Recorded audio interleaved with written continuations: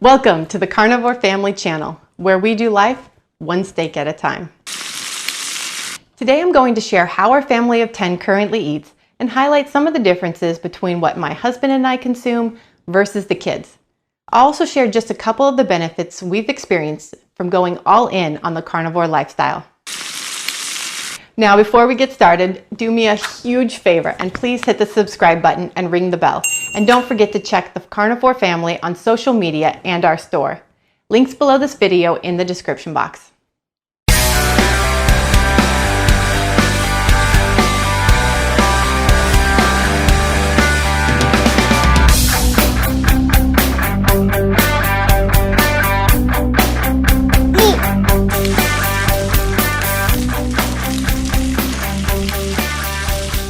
Hi, I'm Rebecca Reese. My husband and I have 8 kids. Yes, we know. And we have been on our carnivore journey for 8 months now. Today I want to share some of the differences between what our kids eat and what my husband and I eat. When we made the decision to change the way we approached food, we knew it had to be as a family, especially since we came to this way of eating not simply for weight loss, but because we knew we needed to take charge of our health. We wanted to make sure some of our kids didn't go down the same paths that we did.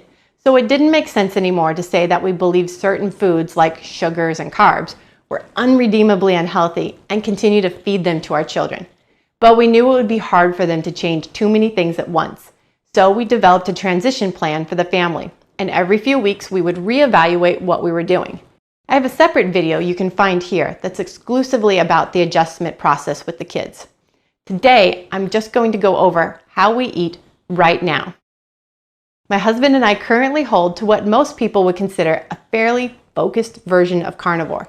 We exclusively eat meat, eggs, butter, and salt as our daily staples. Cream and cheeses sparingly. We both drink water and sparkling water, and I drink some decaf coffee and tea. I have switched from caffeinated coffee, a lot of caffeinated coffee, to decaf, and I am hoping to cut it out completely in the future, but this is where I'm at right now. No other plants, condiments, or add-ons. Most of the meat we eat is beef, but we do mix in some fish, seafood, chicken, bison, deer, elk, lamb, rabbit, goat, and pork for variety. But we have figured out that we feel best eating mostly ruminant animals, and we look forward to it every day. We have developed a more flexible approach with our kids. They eat all the same things we do, but they also eat unsweetened full-fat yogurt, cottage cheese, some berries, and some processed meats like beef, hot dogs, chorizo, breakfast sausage, and lunch meat. They also eat the occasional fresh fruits and vegetables, but we almost never buy them, so they end up being naturally limited. Our long-term goal is to remove them completely from the kids' routine as well, but this is part of our transitioning process. There are a few condiments they still consume, like mustard and mayo, but we've eliminated anything with sugar or artificial sweeteners. This has been a tremendous help with sugar cravings and snacking habits. Tremendous.